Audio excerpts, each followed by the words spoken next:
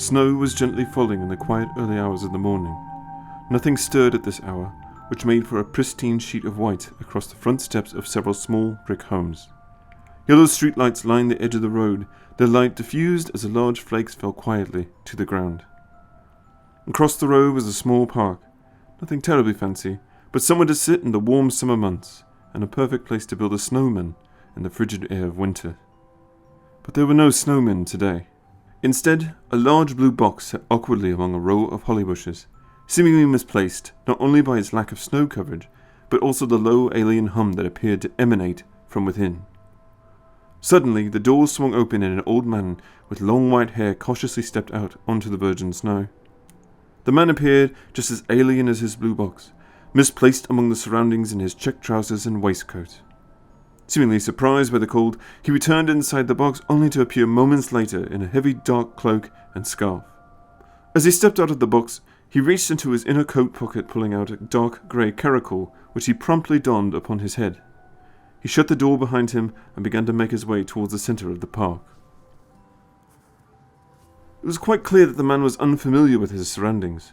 He scoured the landscape, looking for clues to a puzzle that only someone as out of place as he would need. Yes, let me see now. That style of architecture is prominent in the late 19th century, yes. Repaired with the electric lamppost. Must be sometime in the 20th century, yes. As he was sometimes prone to do, the old man had completely missed the obvious. Along the tops and sides of houses were rows of lights adorning the facade of each building. Blinking lights of red, green and blue. A merriment of colour plastered across an entire landscape. Of course, the old man said, bringing his index finger to his lip. It must be Christmas, yes. Doctor, how could you miss something as obvious as that? The doctor stopped for a bit, admiring the festive glow. He placed his hands on his lapels and breathed in sharply, as if trying to inhale the merriment around him. By all accounts, he'd never really had what some considered a proper Christmas, but then again, he didn't exactly lead a normal life either. As the doctor trekked through the mounding snow, he remembered his last Christmas with Stephen and Sarah.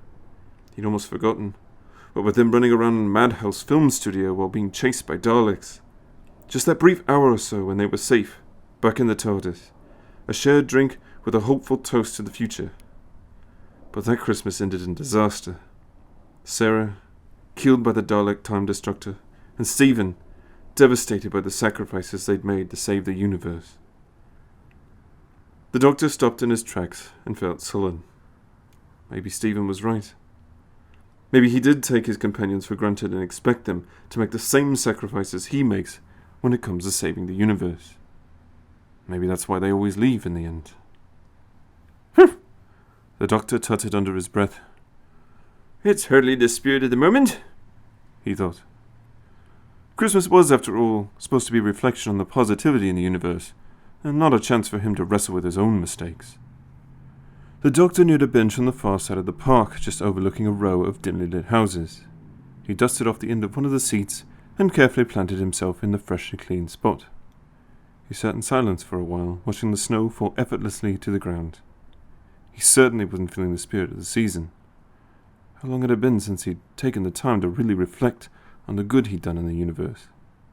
Sure, he was always fighting some evil, but rarely did he stop and think about the people and places that he'd saved. He needed a holiday, and a proper one at that. He tried to remember when he'd last relaxed. Not gotten entangled in some plot or world-crushing event. It had certainly been ages. Maybe, he thought, maybe the last time was during Christmas. His and Susan's first Christmas.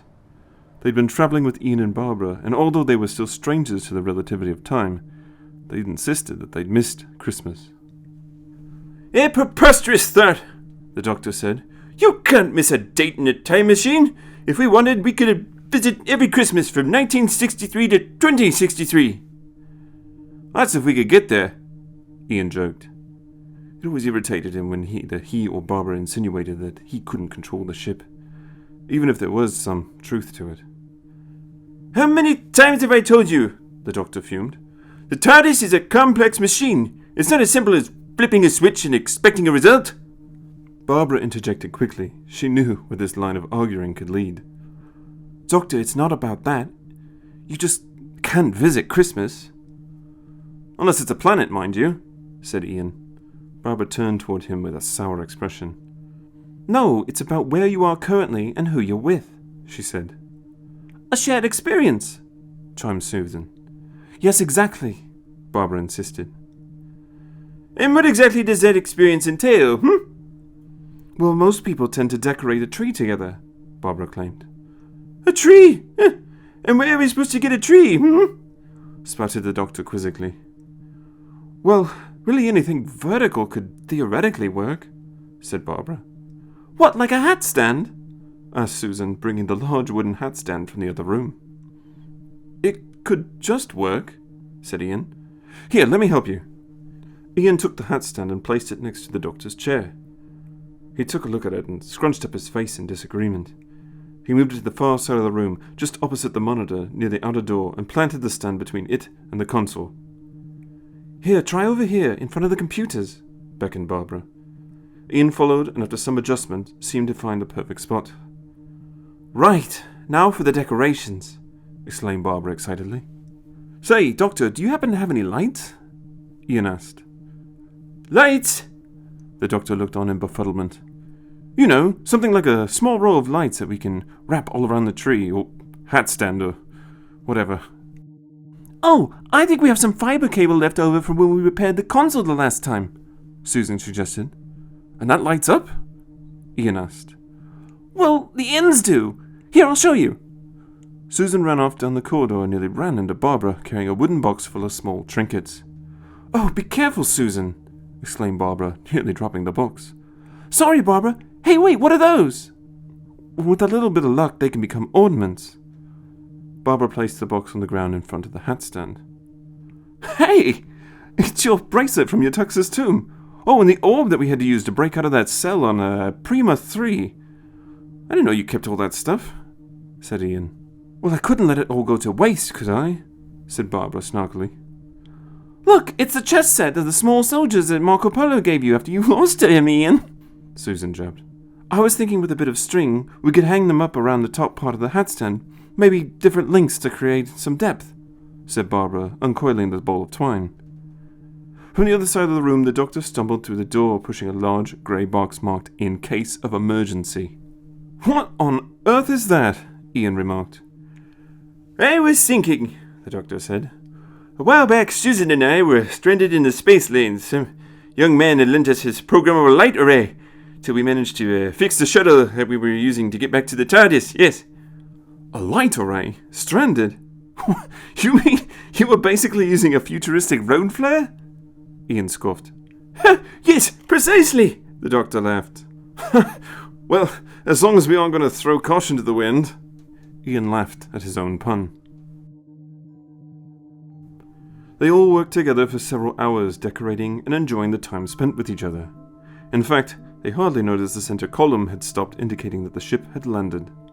After the lights were strung and the decorations placed, they all stepped back to admire their work. Well, I wouldn't say it's traditional, said Ian. But it's still wonderful, said Susan. She grabbed her grandfather by the arm and gave him a hug. The doctor pulled Susan in close and reciprocated. All the adventures we've had together. This is our tree. There was a slight sadness in Barbara's voice. Ian walked over and slid his hand into hers. Yes, it's been quite an adventure, hasn't it? And there they stood for a moment, enjoying the feeling of connection. A silly hat stand turned Christmas tree uniting them. Suddenly, the doctor began to scamper over to the console, eyes twinkling and fingers waving as he pulled a small lever.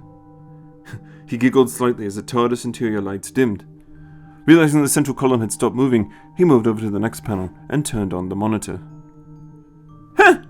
There you are, he said. Snow! Just outside now! They all turned to look at the monitor and stared wide-eyed with glee as the monitor screen filled their vision with lightly falling snow. The snow was several inches now, and the doctor was covered in it as well. He hardly noticed the cold trapped in his warm memory.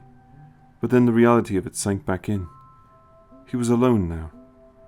Across the road, in one of the tiny houses, a small light came on, illuminating a Christmas tree. A proper Christmas tree. Soon, the lights adorning the tree turned on, and 2 small children appeared in the window. They didn't notice the doctor across the way because they were far too enamored with the haul of presents each of them had gotten from the night before. The doctor noted their smiling faces as the parents descended the stairs. The doctor in turn smiled as well, and he thought of Susan, in the future with her now husband David. Perhaps they had children of their own, a new family to make memories with. The doctor stood up and dusted the snow from his jacket and hat, turned around, and slowly began making his way back to the TARDIS. His journey wasn't over, not just yet. And while his companions may have come and gone, they still stayed with him, forever poised in the back of his mind, ready to call upon whenever he wished. Life is transient, he thought, and surely there's no tradition like a new tradition. As he approached the TARDIS, he stepped back and took one last look at the snow-covered landscape. Christmas was for the memories and time spent with those you love. Maybe it was time he held true to his promise to Susan. He gave a slight cough as he unlocked the TARDIS and stepped inside. Within a few minutes, the familiar grinding of gears echoed through the dampened field, and the blue box disappeared, leaving nothing but a row of footprints and a square patch of earth.